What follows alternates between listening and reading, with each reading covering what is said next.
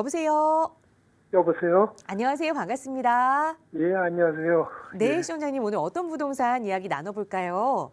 예. 저는 철산동 13단지 28평 아파트를 29년째 보유하고 지금 서울에 전세 거주 중입니다. 네.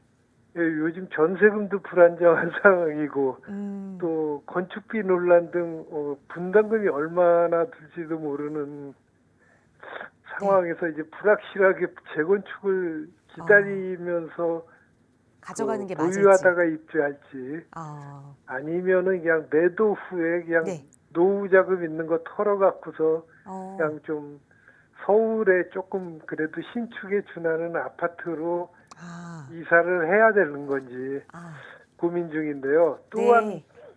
그 철산 아파트에 대한 좀 애착이 좀 있어갖고 매도하지 말고 아예 서울에 그 아파트를 그냥 구입했다가 네. 일가구 이주택으로 네. 나중에 이제 재건축 완성 시에 그러니까 재건축이 완공되면은 팔아서 분담금을 이제 낸다든가 네. 아니면은 그냥 함께 사는 그 자녀들한테 네. 공동으로 좀 싸게 매각해서 아예 아. 재건축 혜택을 기대할까 뭐 여러 가지 지금 복잡한 그 네. 상황에 놓여 있습니다. 고민 그래서 많이 한번 하신 것 같아요. 예.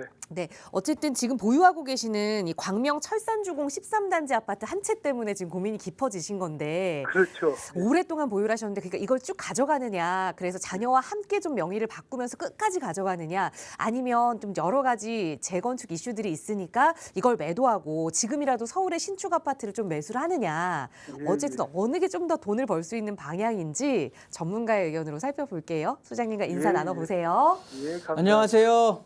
예, 안녕하세요. 네, 반갑습니다.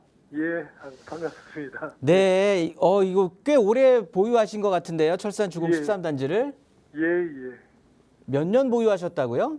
29년이요. 29년이면 지금 1995년이네, 그죠? 예, 예, 예. 네, 꽤 오래 갖고 계셨고요.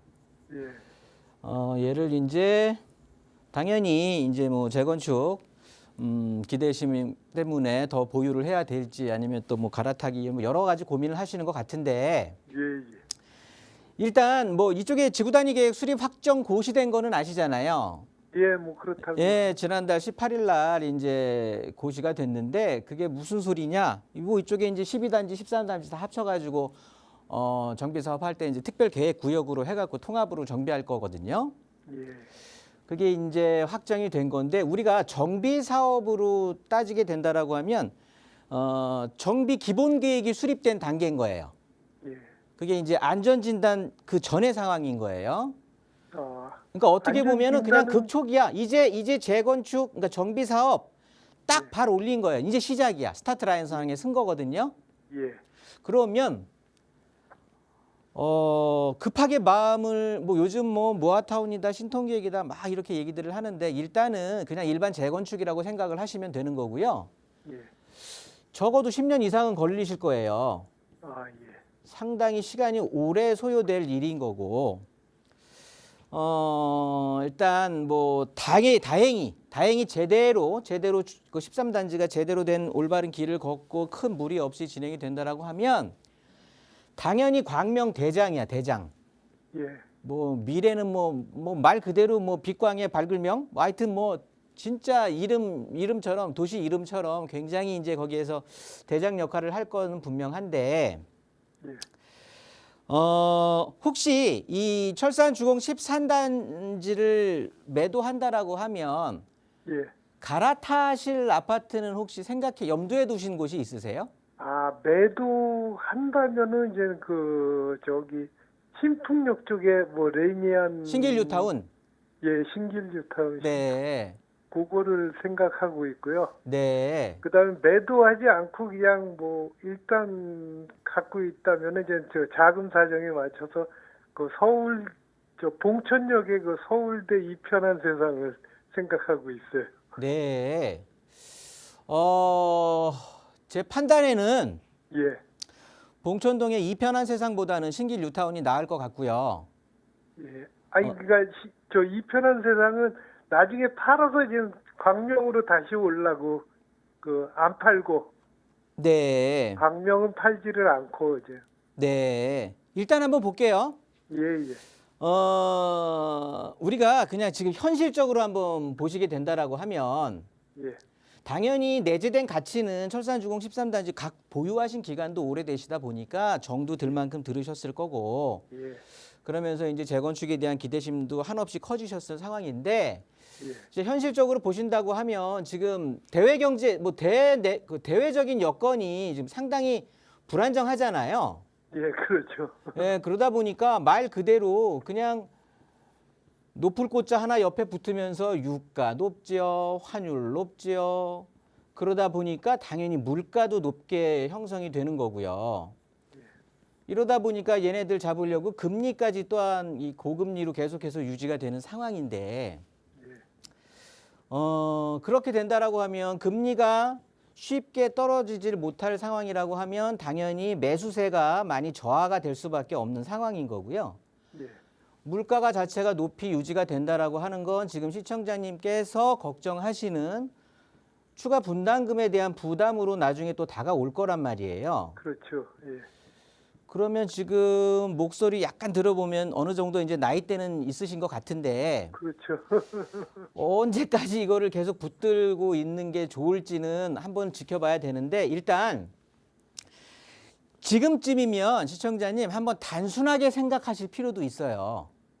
어떻게? 그게 무슨 소리냐면 예. 그냥 앞으로 이렇게 지금 부동산 상황 자체가 이렇게 고물가가 유지가 되면서 어쩔 수 없이 금리를 낮출 수 없는 상황이 계속해서 유지가 된다라고 하면 예. 이 입지에 대한 차이는 계속해서 유지될 수밖에 없거든요. 예. 그렇다고 보면 당연히 하위 입지보다는 상위 입지가 더 가치가 높아질 수밖에 없는데 일단 철산주공은 경기도 광명이란 말이에요. 예. 예. 그러면 얘보다 당연히 상위 입지는 영등포구 신길동이 된단 말이에요. 예. 그러면 이렇게 뭐 예를 들어서 뭐 신길 뉴타운이라고 했을 때 당연히 광명보다는 영등포구가 훨씬 나았기 때문에 당연히 상위 입주로 가는 건 찬성이 될 수밖에 없는 건데 지금 금액적으로 따진다고 했을 때도 철산주공 같은 경우 13단지가 지금 28평하고 32평이 있잖아요. 예. 예. 시청자님께서는 지금 28평짜리를 갖고 계신다고 하셨고 예. 얘네들 금액 혹시 알아보셨어요? 뭐 내놓기는 8억이지만 실거래는 한 7억대 후반으로. 네, 8억에서 한 8억 5천 정도 형성돼 예. 있는 걸로 제가 알고 있거든요. 오늘 아침자 예. 기준으로 해서. 예. 그런데 여기에다가 이제 우리가 추가 분담금이 이제 제가 이 철산 주공을 직접적으로 따져보지는 않았고요. 예. 제가 이제 하안 주공을 한번 따져볼 시간이 있어가지고 한번 하안 주공을 따져봤는데 뭐 크게 큰 차이는 없거든요. 예. 통합 어떤 그 지금 찾아 먹는 그 어떤 뭐라 그럴까요? 용적률이라든가 대지 지분 감안했을 때 예. 사실 공사비가 추가 분담금이 얼마나 오를 거라는 건 진짜 신이 아닌 이상은 잘 알 수가 없는 건데 그렇죠. 대략적으로 그래도 그동안의 경험상의 수치를 적용해 보고 했을 때 적어도 3억 이상은 들어갈 것 같아요. 예. 추가 분담금 자체가. 그렇다고 보면 한 3억에서 4억 정도의 추가 분담금을 우리가 예상을 해 볼 수가 있는데 지금의 물가 상승률을 봤을 때 예. 그렇다고 보면 지금 8억 5천에서 한 3, 4억이 더 증감이 된다, 그러니까 증가가 된다라고 하면 11억 5천에서 12억 5천 정도가 되는 거예요. 예. 예. 그러니까 지금 시청자님은 이 철산주공 13단지를 보유하고 있는 입장이지만 외부에서 13단지를 매수하려고 하는 사람들의 입장에서는 추가 분담금에 대한 그 부담, 예를 들어서 3억 정도라고 했을 때 그 3억과 지금 아파트 가격 8억 5천이라고 하면 예. 11억 5천을 주고 사는 거란 말이에요. 내재적인 가치까지 생각을 하면서. 그렇죠. 그런데 지금 신길 뉴타운의 25평 신축 아파트의 가격이 11억 5천이야. 예. 그러면 아까 제가 입지에 대해서 말씀을 드릴 때 같은 가격이면 나중에 얘 뭐 철산주공이 신축 아파트 된다라고 해도 철산주공도 11억 5천, 신길 뉴타운의 뭐 레미안 에스티움도 11억 5천이라고 하면 외부에 있는 사람들이 당연히 경기도 광명의 철산주공보다는 뭐 새로 아파트로 바뀌겠지만 신길 뉴타운의 신축급의 아파트를 선택할 확률이 훨씬 높죠. 당연히 상위 입지이기 때문에. 그러니까 예, 예. 굳이 여기에서 추가 분담금까지 감안하면서 하위 입지에서 기다리고 있을 필요가 있을까라고 생각이 드는 거예요. 네, 저도 그 고민 때문에. 네, 현실적으로 보셔야 되는 거예요. 지금 상황에서는 예. 내재적인 가치를 이거 진짜 한 29년, 거의 30년을 보유하시다 보니까 상당히 손 떼묻고 애착 가고 그러실 거라는 거는 능히 짐작이 가는데요. 예, 예. 그냥 현실적으로 봤을 때 외부의 입장에서 투자자의 입장으로 봤을 때에는 아니 추가 분담금 생각하면 가격이 신길 뉴타운하고 큰 차이가 없어. 그런데 당연히 가격이 같다고 하면 신길 뉴타운을 선택할 수밖에 없기 때문에 신길 뉴타운의 가격이 항상 철산 주공 13단지보다는 더 윗급의 가격으로 갈 수밖에 없어요. 지금의 가격 차이가 끝까지 유지될 수밖에 없다고. 네. 그러면 지금 시청자님 입장에서는 얘를 매도를 하고 예. 그냥 나 추가 분담금 생각한다. 이런 생각으로 해서 3억 더 해갖고 신길 뉴타운 신축급의 아파트 가서 자리 잡고 있는 게 나중에 5년 지나 10년 지나 세월이 지나더라도 훨씬 더 높이 상급지의 장점은 뭐냐면요. 상대적인 하급지에 비해서 하락장일 때 덜 빠지고요. 상승장일 때 더 높이 빨리 올라가는 거거든요. 예. 그러면 당연히 신길 뉴타운이 움직여야 광명 뉴타운도 움직인다라는 소리예요. 뭐가 됐든 나중에 반등하고 상승장에서는 신길 뉴타운이 먼저 오를 수밖에 없어. 더 높은 가격을 형성할 수밖에 없는 거고. 그러니까 종합해 보면